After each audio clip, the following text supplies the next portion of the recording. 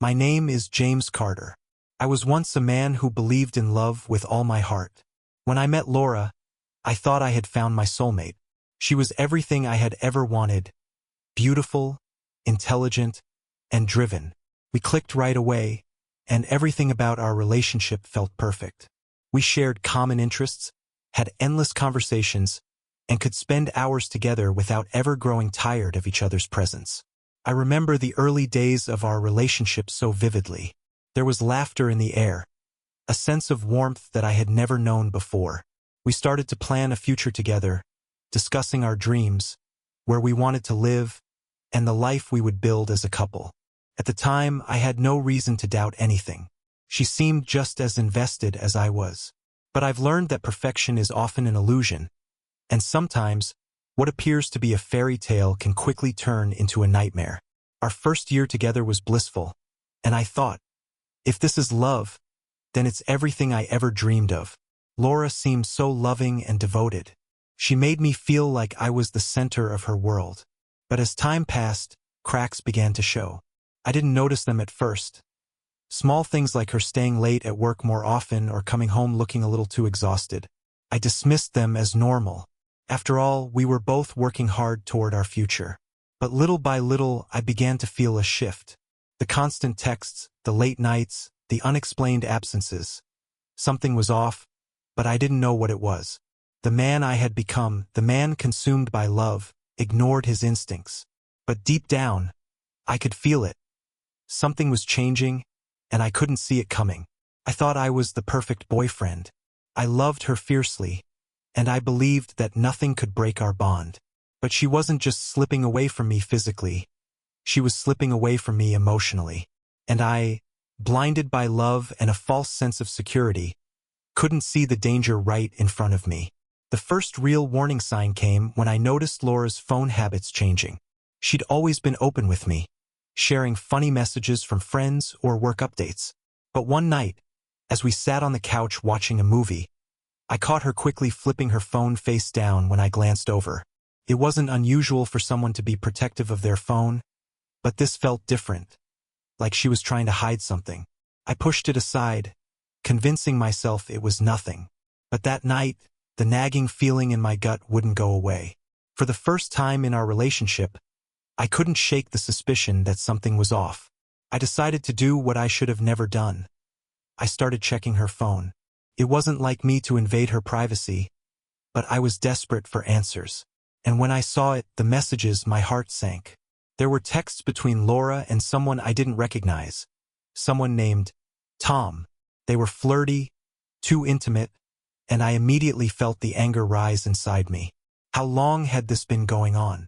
Was this a sign of something deeper? I tried to convince myself that maybe it was just harmless conversation, but I couldn't ignore the fact that she had been hiding it. I confronted Laura that night. She looked caught off guard, her face flushed and her hands trembling. She tried to explain, telling me it was nothing serious, that Tom was just a coworker. But I knew better. Something in her eyes told me this was more than just a friendly exchange. She promised it was nothing, that she loved me, but how could I believe that? I should have walked away then. I should have trusted my gut and seen the writing on the wall. But instead, I let her convince me it was nothing. I told myself that it was a mistake, a one-time slip-up. She promised it would never happen again. And just like that, I forgave her. Looking back, that moment was a turning point in our relationship. I had been naive enough to think love could fix everything, that forgiveness could erase the damage. But in reality, it only set the stage for what was to come. A slow unraveling of everything we once had. The days after that confrontation were a blur. I wanted to believe that everything was fine, that I was just overreacting. But there was an undeniable shift between us. Laura seemed more distant. She didn't touch me the same way she used to. Her words, once full of warmth, now seemed hollow. When we were together, it felt like there was an invisible wall between us. A wall that I couldn't break down no matter how hard I tried. Her excuses became more frequent. Late nights at work, unexpected meetings with clients, and the need for space. At first, I tried to convince myself that she was just stressed. After all, we had both been working harder lately, preparing for the future. But the more she distanced herself, the more the doubt grew. I found myself lying awake at night, staring at the ceiling, wondering what was happening to us. It wasn't just the physical distance. It was the emotional distance that hurt the most. I could feel her pulling away from me, and no matter how much I tried to close the gap, she remained just out of reach. I would try to talk to her about it, but she always deflected, telling me I was being paranoid or insecure. And I hated myself for feeling that way. I hated that she made me feel like I was the problem. One night, she didn't come home at all. She sent me a text around 2 a.m. saying she was staying at a friend's place because she was too tired to drive back. I didn't believe her. Something about the message didn't sit right with me. It was too late for a simple friend's place excuse. I sat up for hours, unable to sleep, my mind racing with possibilities. The next day, when she came home, she acted like everything was fine. She kissed me on the cheek, gave me a brief smile, and then went to the bathroom to change. But I could see it, the guilt in her eyes. She wasn't fooling me. And that's when I realized I had no idea who I was living with anymore. I asked her again that night about where she had been, about why she had stayed away. But her answer was the same, tired, vague, and completely unconvincing. I told you, James, I was with a friend. I don't know why you're making this a bigger deal than it is. Her tone was sharp, defensive. And in that moment I knew. I didn't trust her anymore. But I didn't know what to do with that knowledge. I was stuck in a relationship that felt like it was falling apart. Yet I still clung to the hope that things could go back to the way they were. I wanted to believe her, but every time I did, something inside me died a little more. Things only got worse from there. Laura's late nights became more frequent, and her explanations grew thinner. I began to notice the small things that I had once overlooked, the subtle changes in her behavior that now screamed at me. She started wearing clothes that I hadn't seen before, clothes that seemed to fit her in a way that wasn't typical of her usual style. Her perfume had changed. I couldn't put my finger on it, but everything about her felt foreign. I knew, deep down, that I couldn't keep pretending everything was fine. There was something going on, and I was too afraid to face it. The emotional weight of our relationship was crushing me.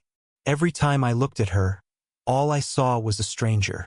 She had become someone I didn't recognize, and no matter how much I wanted to believe she still loved me, the signs were undeniable. One night, I decided to confront her again. I couldn't live in this limbo anymore, constantly questioning her loyalty, my own worth, our future. The silence between us had grown unbearable. I waited until after dinner when we were sitting together in the living room, and I turned to her, my heart pounding in my chest. "Laura," I said, my voice trembling, "we need to talk. About everything." She didn't look surprised. Her expression hardened, as though she knew exactly what was coming. "What about?" she asked, her tone distant. "I know something is going on," I replied, trying to keep my voice steady. "I can't keep pretending I don't see the signs. The late nights, the excuses, the distance between us. What's happening, Laura?" For a moment there was silence. She didn't look at me, her gaze fixed on the floor. When she finally spoke, her voice was small, barely above a whisper. "James, I don't know how to say this, but I'm seeing someone else." The words hit me like a punch to the gut. Couldn't breathe. I felt my world tilt on its axis as I tried to process what she had just said. "What?" I croaked, the word barely escaping my lips. "You're seeing someone else? You've been cheating on me?" She nodded, tears welling up in her eyes. "I never wanted to hurt you, but I don't know how to explain it. I've been unhappy for a long time, and I met someone and I got lost. I'm sorry, James. I'm so sorry." The room spun. My heart raced. I wanted to scream, to yell, to demand answers, but all I could do was sit there in shock, staring at the woman I had loved, the woman who had just torn my world apart. "I don't know what to say," I whispered, feeling numb. "How long has this been going on?" "A few months," she said, her voice breaking. "It wasn't planned, James. I never meant for it to happen, but it did. I didn't know how to stop it. Couldn't breathe. A few months. That meant she had been lying to me for months. Hiding behind the smile, the fake affection, the excuses. I had spent that time thinking we were still in love, thinking we were still building something together. But the truth was, she had already moved on. And worse, she had been living a double life. I didn't know what to say. Couldn't even look at her anymore. The woman who had promised me forever was gone, replaced by someone who didn't care about the promises we had made. My mind raced, trying to understand how this could have happened, how I had missed every single red flag. The anger inside me built up like a storm, but all I could do was stare at her, my heart breaking with every word she spoke. "I don't want to hear it," I finally managed to say, my voice cold and distant. "Just leave. I can't do this anymore." She started to cry, reaching out to me, but I pulled away.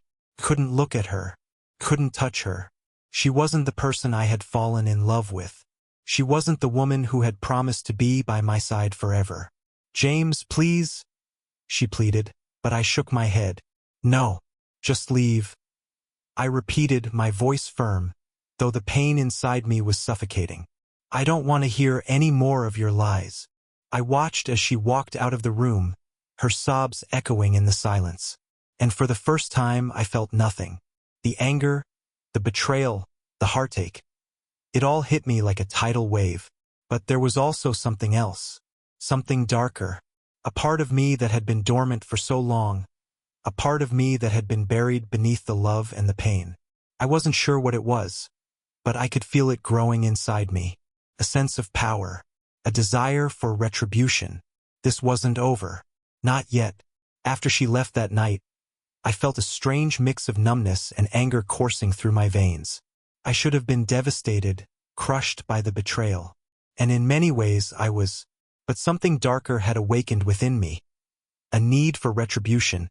A thirst for revenge. I couldn't just let her walk away from everything she had done. Not without consequences. I spent the next few days in a haze, replaying everything in my mind over and over. The lies, the late nights, the excuses. The way she had convinced me that everything was fine while she was secretly destroying our relationship. I kept asking myself how I had missed it, how I had been so blind to her deceit. But now none of that mattered. What mattered was making her feel the same pain she had caused me. I didn't want to hurt her, not in the traditional sense. No, I wanted to take everything she had built with him and rip it apart. I wanted her to feel the emptiness that had consumed me for months, to feel the weight of the lies she had fed me. I knew it was twisted, but it was the only thing that made sense in the chaos of my mind. I wanted her to regret every single decision that had led her to this point. But I couldn't act out of pure impulse. I had to be strategic. I needed to gather information. If I was going to break her, I had to know exactly where to strike. And that meant getting closer to the people who were involved in this mess, the ones she thought she could hide behind. The first step was to find out who he was. The Tom I had seen in the messages, the man who had taken my wife away from me. It didn't take long. Laura had been careless with her phone, leaving traces of him all over. I did some digging, asking questions, and using the information she had unknowingly given me. It wasn't hard to find out where he worked, what he looked like, and even where he lived. He wasn't just some random guy. He was someone who worked at a high-powered firm, a man with money and influence, and that made me hate him even more. I started following him, learning his routines. I watched him leave his apartment every morning, went to the places he frequented, and studied his habits. The more I learned about him, the more I realized that he was everything I wasn't. He was charming, successful, and confident. He had everything going for him, and he was the one Laura had chosen. The one she had betrayed me with. At first, it felt like a sick game. Stalking him, watching him, studying his every move. But it wasn't about him anymore. It was about Laura. It was about showing her that I was no longer the man she had manipulated, no longer the man who had been left behind. I wanted her to see what she had thrown away, and I was willing to go to any lengths to make sure she understood the price of her betrayal. It wasn't long before I found an opportunity to strike. Laura had no idea I was even aware of Tom. She thought I was still wallowing in my heartbreak, still too devastated to do anything. But she was wrong. I had a plan, and I was going to execute it with precision. One night, I waited for Tom outside a bar he frequented. I didn't know what to expect, but I knew this was my chance. When he walked out, his usual cocky smile plastered on his face, I followed him. I approached him in a dark alley where I knew no one would see. He didn't recognize me at first, but once I spoke, I could see the fear in his eyes. "I know who you are," I said, my voice low and steady. "And I know what you've been doing with my wife." His face paled. He opened his mouth to say something, but I cut him off. "You think you can just take what's mine? You think you can come into my life and destroy everything I've built? You're not the man you think you are, Tom." He tried to backpedal, tried to make excuses, but I didn't care about his words. I had no interest in his apologies. What mattered now was showing him the cost of his actions. The cost of stealing my wife away from me. "I want you to understand something," I continued, my voice icy. "If you don't leave her, if you don't step back and let me have what's mine, I will destroy everything you've worked for. I will ruin your career, your reputation. I will make sure you regret ever crossing me." He looked at me, panic in his eyes. He didn't say a word, but I could see the fear in his expression. He knew I wasn't playing games. And for a moment, I felt a surge of satisfaction. This was what I had been waiting for, to make him understand that he wasn't untouchable. That no one could take what was mine without paying the price. I left him standing there in the alley, his confidence shattered, his world turned upside down. As I walked away, a dark part of me was pleased. I wasn't the man I had once been. I had become someone else, someone capable of making people pay for their mistakes. But deep down, a small voice reminded me that revenge never truly brings satisfaction. It only leaves a trail of destruction in its wake. The next few days were strange, almost surreal. The adrenaline rush from confronting Tom had worn off, leaving me with a gnawing emptiness in my chest. I had won that battle, but I wasn't sure what it had really accomplished. I still felt hollow inside, like a piece of me was missing. A piece I couldn't get back no matter how many people I hurt or how much revenge I took. Laura had no idea what I had done. She continued to go about her life, acting like everything was normal, like nothing had changed. She still came home every night, still smiled at me in that way she always had, still kissed me on the cheek when she thought I wasn't paying attention. But I knew she was lying to me, and it ate away at me, even though I had done the same thing to Tom. But I couldn't stop. The revenge, the power it gave me was intoxicating.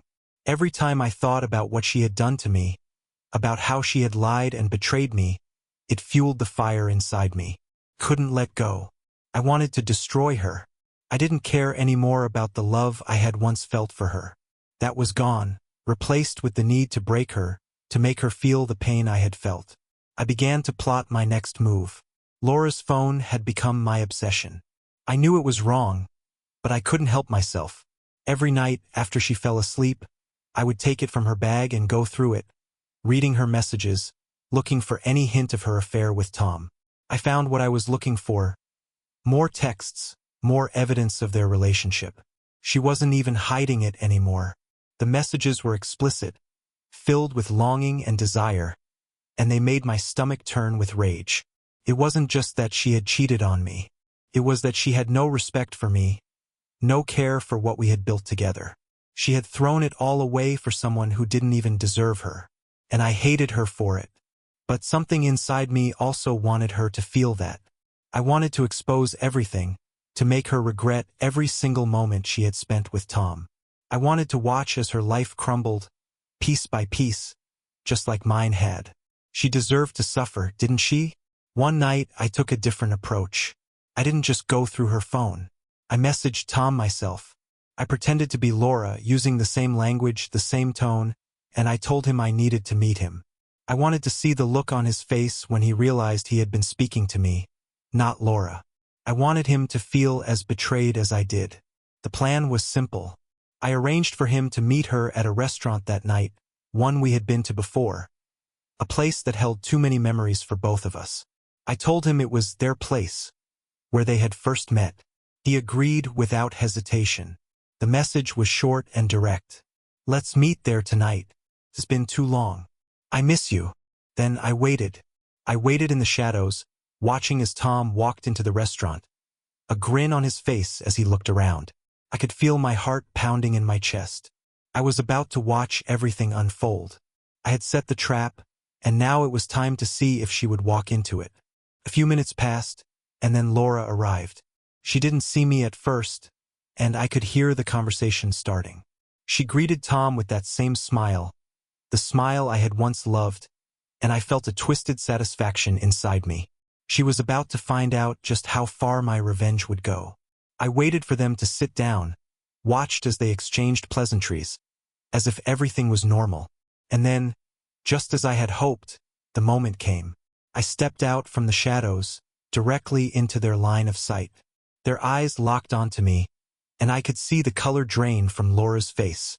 She froze, her smile fading, as Tom's expression turned from confusion to panic. I had no words, no need to say anything. The look on my face said it all.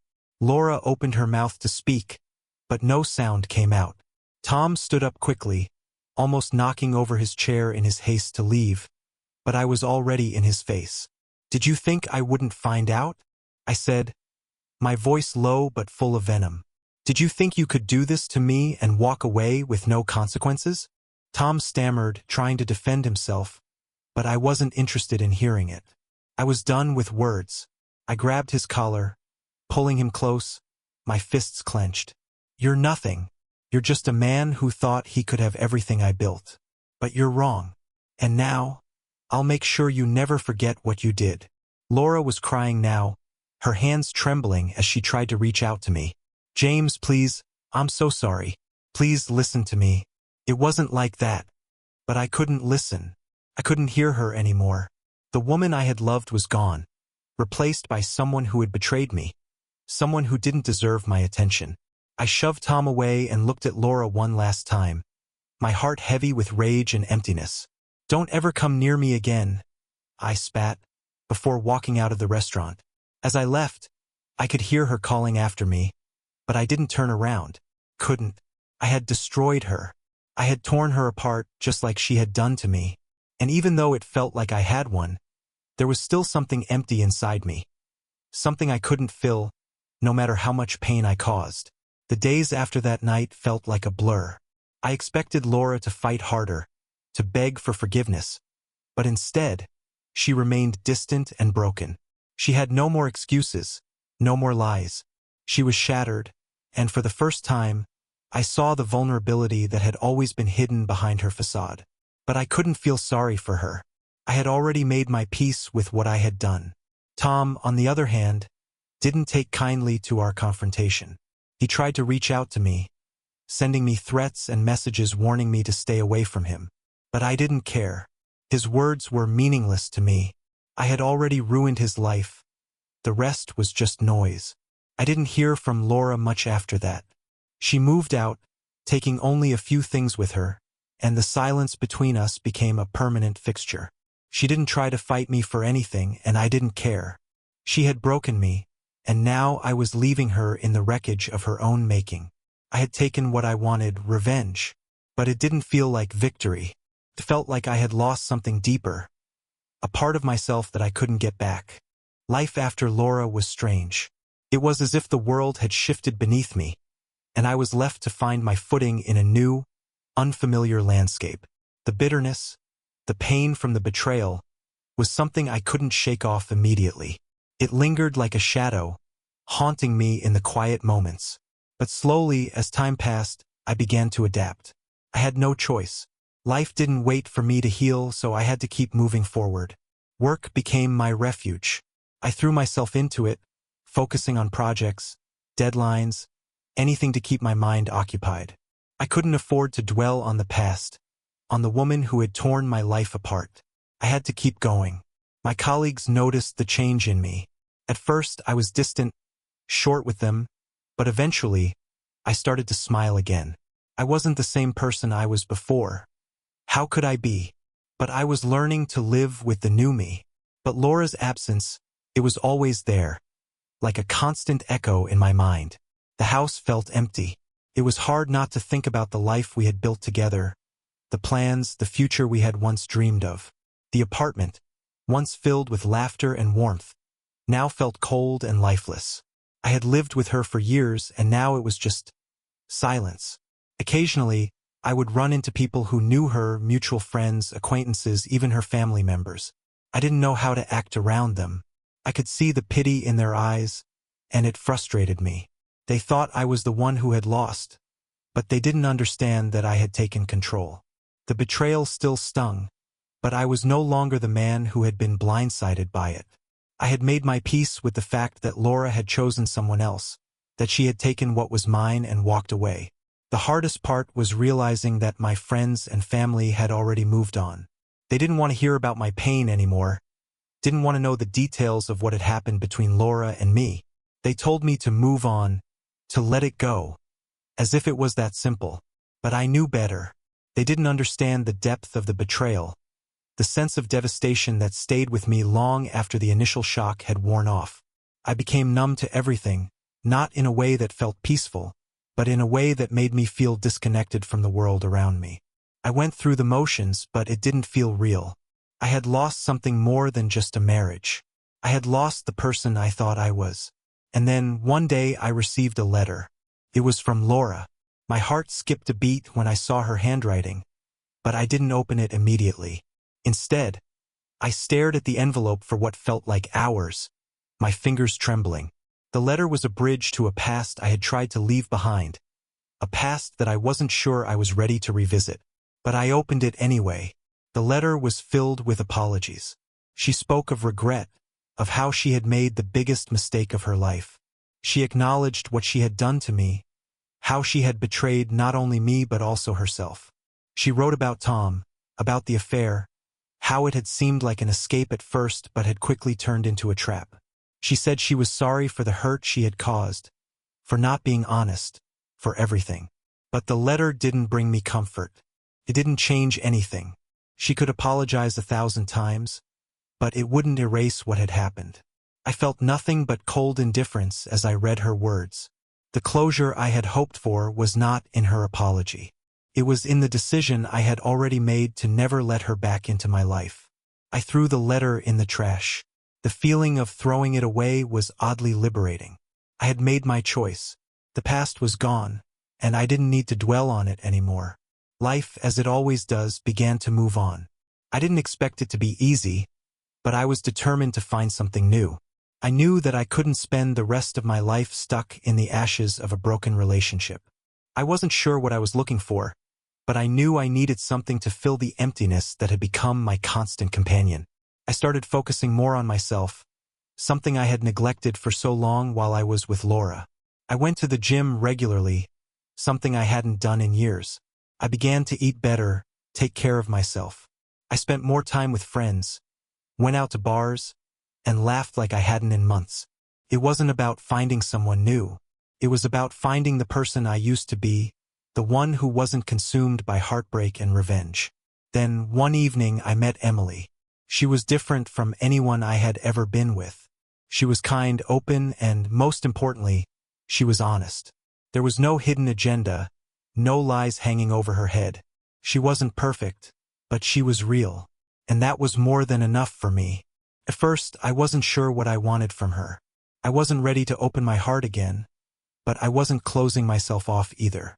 We began as friends, meeting up for casual drinks, talking about life, about everything and nothing. She never once pushed me to open up about my past. I didn't tell her about Laura or the affair. It felt like a lifetime ago, and I wasn't ready to let that part of me surface again. But with Emily, I felt comfortable enough to take small steps forward, to let go of the walls I had built around myself. We started seeing each other more often, and with every passing day, I began to trust her more. Not with everything, but with small pieces of myself I had kept locked away. I found myself smiling again, genuinely, without the shadow of betrayal hanging over my head. I didn't know what the future held, but for the first time in a long while, I was hopeful. I wasn't in love with Emily yet, but I was open to the possibility. She made me believe that not all women were the same, that not all relationships were doomed to end in heartbreak. And maybe, just maybe, this was the beginning of something new. But even as I moved forward, I couldn't forget the lessons I had learned. I knew better than to put all my trust into someone too quickly. I had been burned before, and I wasn't about to let that happen again. But with Emily, I was willing to try. For the first time, I was allowing myself to think about a future that didn't revolve around Laura and the betrayal that had shattered my world. It had been 7 years since I last spoke to Laura. 7 years since I had torn everything apart, since I had shattered the life we once had. I had moved on, or so I thought. But then the call came. I didn't recognize the number, but something inside me told me it was her. My heart sank. I hesitated, but I answered. "James?" Her voice was shaky, hesitant. "I need to talk to you." I didn't say anything at first. The silence stretched between us, and I could hear the desperation in her voice. "I'm so sorry," she said finally. "I was wrong. I hurt you. I regret everything. Please, I need to see you." I took a deep breath, my mind racing. I didn't know if I was ready for this. After everything, after the years of pain, I didn't know if I could face her again. But something in her voice, something raw and real, made me listen. I agreed to meet her. I needed closure. I needed to know if this was genuine, or if she was just trying to ease her own guilt. When I saw her, I barely recognized her. She had aged, the weight of her choices evident in her face. But there was something different in her eyes, something that spoke of regret, of a woman who had lost everything. "I've made so many mistakes," she said, her voice breaking. "I don't expect you to forgive me, but I need you to know how sorry I am. I've thought about you every day, James, and I know I don't deserve your forgiveness, but I'm asking for it anyway." I didn't know what to say. I had carried the weight of my anger for so long that I wasn't sure I could let it go. But as I looked at her, I realized that forgiveness wasn't for her. It was for me. I didn't have to forget what she had done, but I didn't need to carry the bitterness anymore. "I don't know if I can ever forgive you," I said quietly, "but I don't hate you anymore." We parted ways that day, and as I walked away, I felt something lift off my shoulders. It wasn't the closure I had expected, but it was the closure I needed. And as I moved forward, I realized that sometimes the only way to heal is to let go of the past. If you've ever been betrayed, you know the kind of pain that cuts deep. But sometimes, revenge isn't the answer. It's hard to move on, and it's easy to let bitterness consume you. But in the end, it's about finding peace within yourself, not for them, but for you. Let me know in the comments what you think. Have you ever struggled with forgiveness? Or did you take revenge? Don't forget to like, share, and subscribe for more stories like this.